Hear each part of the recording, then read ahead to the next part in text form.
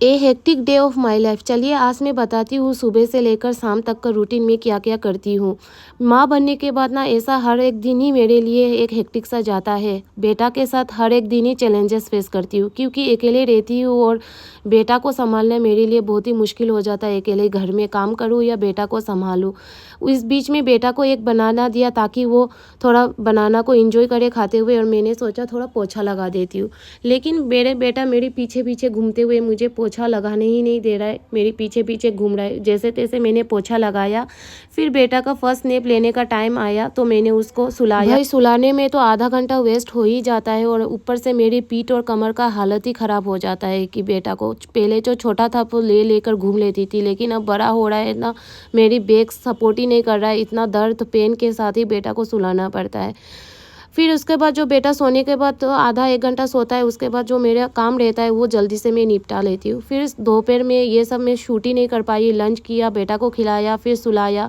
जो आप अभी सीन देख रहे हो ना बाहर का, ऑलमोस्ट शाम हो चुका है। शाम का 4:30-5 बज रहा है। जो सुबह को मैं कपड़ा पसार कर दिया था वही मैं घर पे घुसा रही हूँ अभी एक एक करके। ऑलमोस्ट 4:30 हो गया। हमारे यहाँ ना 4:30 को ही शाम हो जाता है। फिर मैंने सोचा है कि अगर मैं कपड़ा समेटने लग गई तो बेटा उठ जाएगा और मैं शाम का आरती नहीं कर पाऊंगी।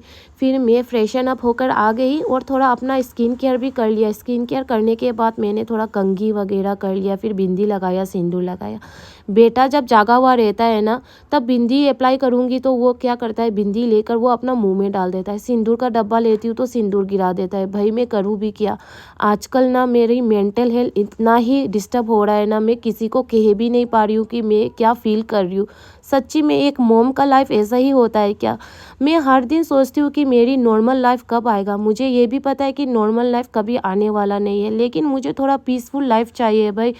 मतलब कितना दिन मैं ऐसा फेस करूँगी ये मुझे नहीं पता। मैं आजकल मेरे दिमाग में हर एक बात घूम फिर कर आता है जो मेरी माँ कहा करती थी कि माँ बन तभी पता चलेगा कि माँ बनना क्या होता है।